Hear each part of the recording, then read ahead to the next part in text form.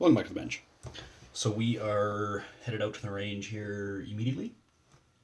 Got these 9 loaded. So what I picked was 62, 63, and 66 and a half grains. I made a boo-boo. I did a bad thing, and you can probably see it from there.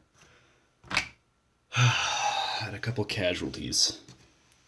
Does that look right to you? Nope.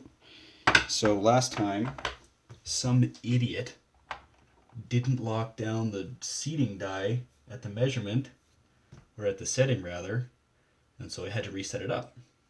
And I was not paying attention, or something happened, and I did not set these up correctly. I had the die itself seated down or threaded in too far.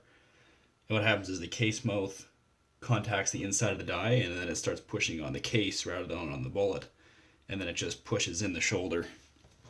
so this isn't cause for over annealing or anything like that. I thought it was originally, but it's not. It was the die. Because I adjusted the die and the rest are perfect, and it was just the case mouth hits the die, and then the die pushes on the case, not the bullet, as I just said. So, my apologies. This is brutal, and I've never had this happen before. This is truly embarrassing. So I'm gonna see if I can just shoot these anyways. I'm gonna post a picture online and see what the old boys club thinks. But I think I might be able to just shoot these back out, and it'll just fire form back to the chamber. So that would definitely be ideal, and then we can save a couple brass. But so yeah, we will shoot these off and have a results analysis later. Okay, so yeah, I guess to make a long story short, I actually went to the range twice since you've last been with me, and this is target number 1. So shot on the Saturday, I believe. Can't remember. I have to look back the dates. But anyways, just to refresh your memory, number 1 was 62 grains, number 2 was 63 grains, and number 3 was 65 and a half. So I don't know why I shot these right to left. I always shoot left to right, so it's super confusing. But that's what we're looking at. Number 3 wasn't anything spectacular. Number 1, I don't know what happened. I mean, the two are pretty close together. I mean, that's not too bad. I mean, 3/4 of an inch or a little bit better.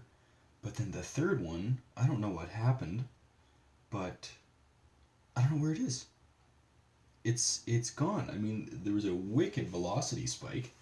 So I was getting, the first two were 28.17, 28.14, and the third one was 29.70. So I don't know what. The only thing I can think of is it went over the top, but it was on a massive backer board. Like, this thing would have had to have been 2 feet high to miss the backer board, and that's what I don't understand. I mean, I would even consider that it was me, but honestly, I'd have to be 2 feet high or 2 feet right or probably 3 feet left to miss the backer board, and the backer board was clean. So where did this go? I mean, I guess theoretically it could have went in one of the exact same holes, but I'd be like, what are the odds? And they're perfectly round too. So I don't know what the deal is, but either way, that definitely had me spooked, because if it's throwing them out there, 2 feet high every third shot, you obviously can't have that. So that sucked. The day kind of sucked for shooting too. The bugs were honestly horrendous, inexplicably terrible. Like, you can't focus because there's bugs in your nose and in your ears. Well, not in your ears, I have ear protection, but there's bugs like going up your nose and into your eyes, on your hands. Like, you can't sit still because these mosquitoes are so bad. So that sucked. Plus the sun was in my eyes. You can see in the videos here, the sun was in my eyes, and it was just not a good day for shooting. So what I ended up doing is I loaded the exact same test the next day and went back and shot it again. And it's interesting comparing these two targets. And again, I wish I would have shot the first one left to right like I did the second one. But I shot 4 of number 1 to kind of test a little bit more thoroughly, and it looks okay. Like it threw the one outside, which is interesting. But the three are quite good.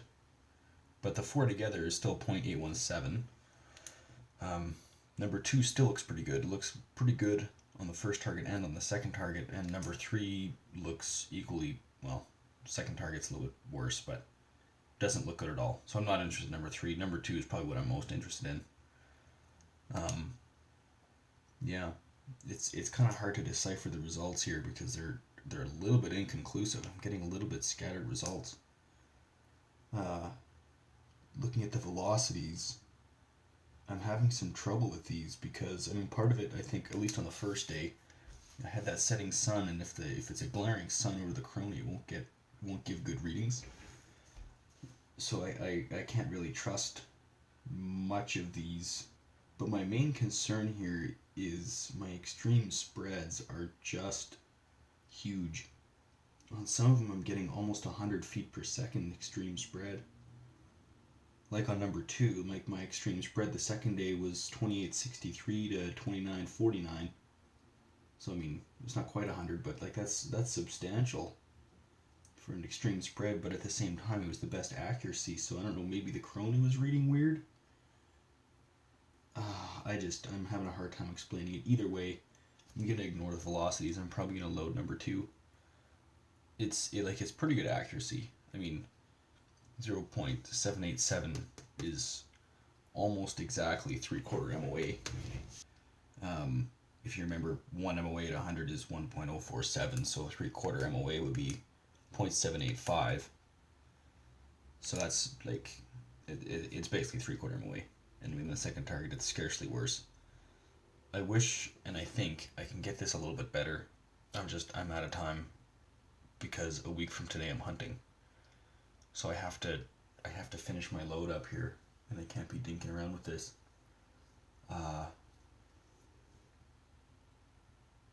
My debate here is, should I just keep number two, or should I try and tighten it up quickly before I go hunting? I mean, 3/4 MOA, that's extremely decent, but I'd like to be a little bit better. One thing I am going to do for this next time is I'm going to weight sort the brass, because they are from technically two separate lots. So I am going to weight sort. That might help.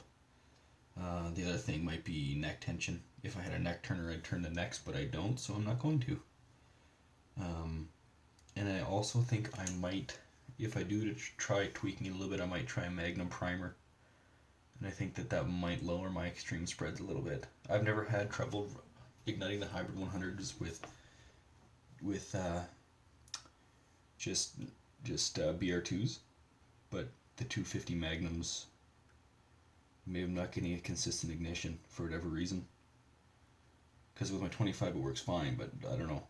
I might give it a try. It might work a little bit better and tighten that up a little bit. I mean, worst case, I'm out hunting with a 3/4 MOA load. So, anyways, they don't look too bad. At least number two doesn't. Number one I think has potential, but I can't nail down what's going on with that. And I would, but I don't have time. Oh, I'm tired. So, yeah, anyways, I'll probably do one more video after this, and that'll probably be it for the Jurga Split and Loudon Boomer. Well, that's not true, because I still have the barns to load. So that'll be it for the Burger load. Then we'll start on the barns load. But anyways, I got some cool videos here. Let's cue them up. So this is from day one, and if you watch the video, you can like look at all the bugs flying around. Like, look at that sucker. That thing is massive. Anyways, back to the shooting. I think overall I'm pretty pleased with how well I can mitigate the recoil. Like it is very substantial, and it is extremely hard to keep that bipod on the table, as I've explained earlier. But with the most marginal of hops, it is doable. This is another one from the first day here. Let's see, let's skip ahead here.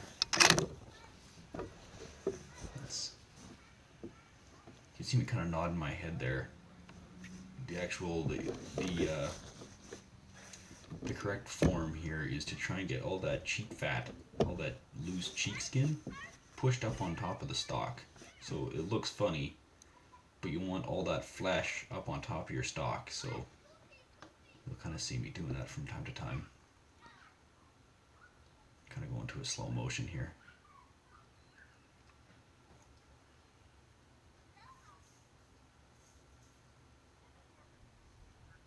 Oh, wrong video.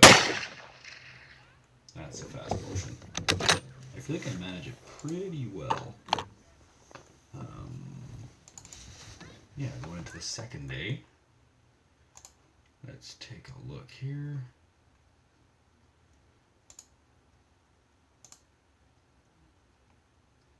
I can't remember if this is a slow motion video or not.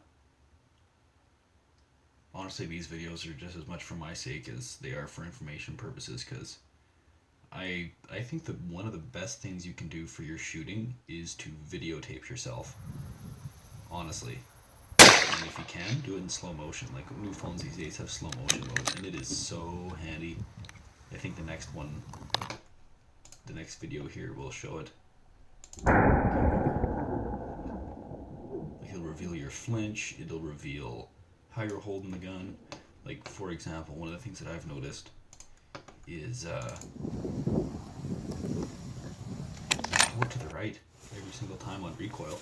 And if you watch these, as you're watching these, just notice that every time it recoils, it pulls off to the right.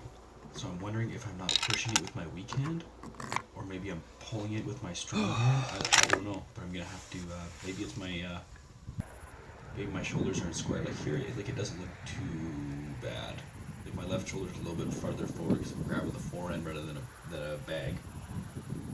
But for whatever reason, it's recoiling right. And I'd like to hear that.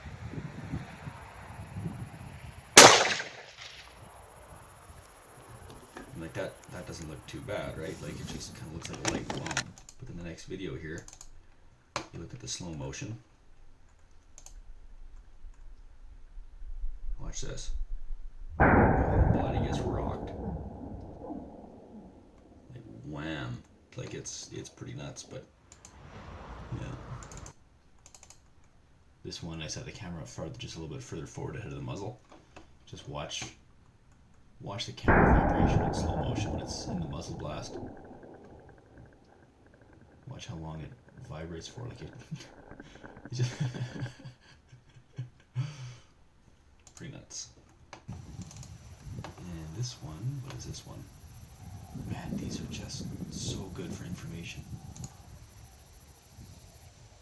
Like this because you can see my bubble. Oh, look.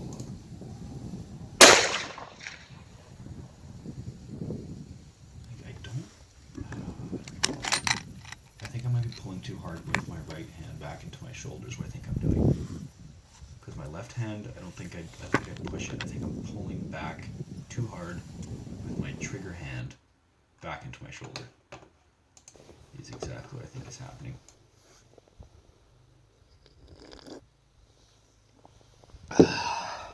This one I do a good job on. Just straight back. This one's my favorite one.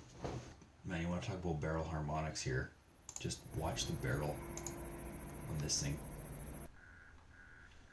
Watch the barrel whip around on this. And this is just on a phone camera. Look at all that movement. And I mean, it's not because, like, the bipod hops a little, which sucks. I'm not pleased to see that. But it's not because it's just coming back down to the table and the barrel is vibrating, okay? There's no way I'd be able to slam the gun that hard to rattle the barrel in the barrel channel. Like, that is harmonics at work right there. I am pleased to see absolutely no flinch, though.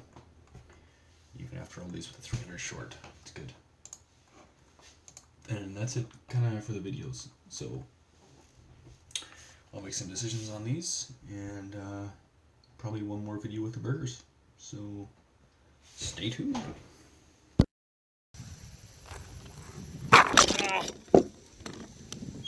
piece of garbage.